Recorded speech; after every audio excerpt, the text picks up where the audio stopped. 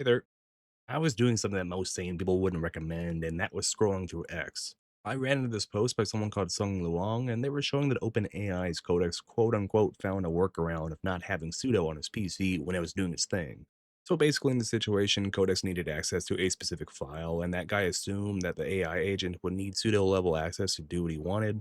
Codex didn't have sudo access, but realized that Luong's user was a member of the Docker group, which could be used to bypass typical restrictions and get sudo level access. This was essentially a privilege escalation technique. It was pretty funny going through some of the comments, but what Codex did here wasn't some super advanced attack that only AI was capable of figuring out. It's actually just a pretty interesting quirk with regular Docker. The regular old Docker daemon runs with root level perms by default. When users are a member of the Docker group, that means that they can freely interact with Docker by default, but what people might not realize is that this means that members of the Docker group can essentially execute tasks with root level privileges.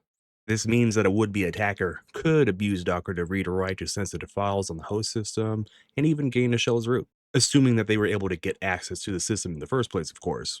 Here's an example site that references this behavior. It's called GTFO bins, and really the site is just a collection of different Linux binaries and programs whose security misconfigurations can be abused to gain root access. And of course, they have a whole little section here for Docker. I won't be using these examples directly in the demo, they're just for reference. But moving on, let's see this concept in a practical demo. I'm on Ubuntu right now. This is Ubuntu 26.04. Of course, I've installed the latest updates as well. I'll install Docker with sudo apt install docker.io-y, then enable the service with sudo systemctl enable docker dash dash now. I'll just double check that the Docker service is running with sudo systemctl status docker, and I should see enabled and running. And then I can also see that I'm running Docker version 29.1.3. Alright, so I have my current user called Bystrike. If I run a sudo-l, you can see that this user can run any command in sudo. Running ID also shows that this user is a member of the sudo group, so this is a very privileged user. In this other tab, I have a session as user tester1. You can see that they are not allowed to run sudo, and this user is not a member of any special groups, so this is a very basic unprivileged user.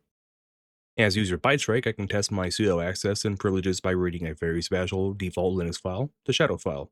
Run a sudo cat etc shadow, and I can see the password hashes for my two users on this Ubuntu host. It's not necessarily relevant which specific file that I use in this video.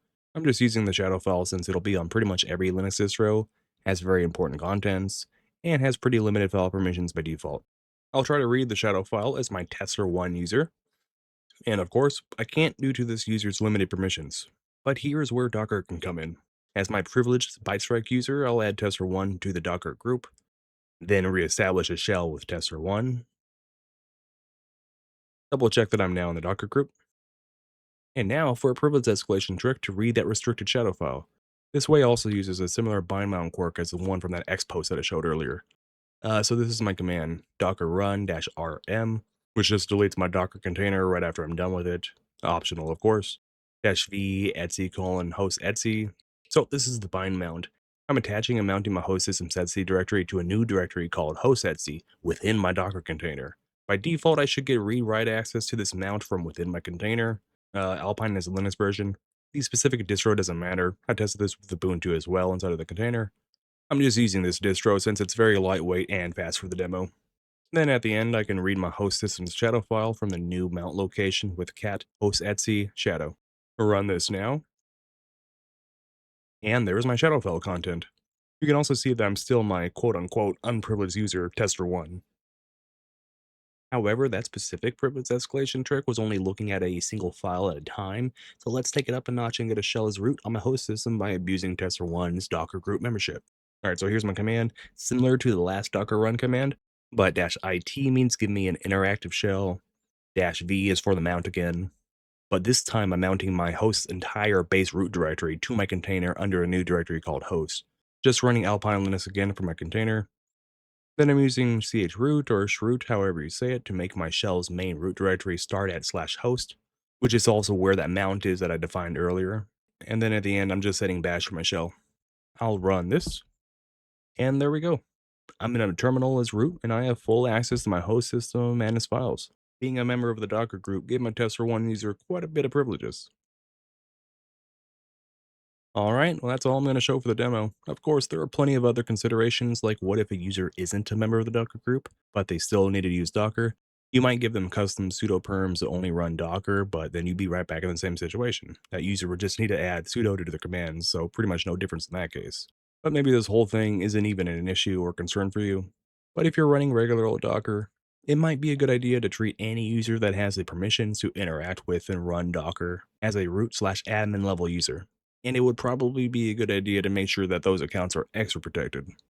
There are also plenty of options security-wise. You could change which user the Docker daemon runs as with Docker's user remap options. Docker has pretty good documentation on setting that up. I also ran into this little GitHub repo while making this video, and they cover remapping in their full article as well, so check them out. You might look at things like AppArmor rules or granular SD Linux configs. If you care but don't want to get too deep in the weeds of configurations, things like Rootless Docker exist too. There are plenty of other configs to play around with too, but I was only really focused on plain Docker installs without lots of customizations in this video, which I'd imagine is probably how most people are using Docker.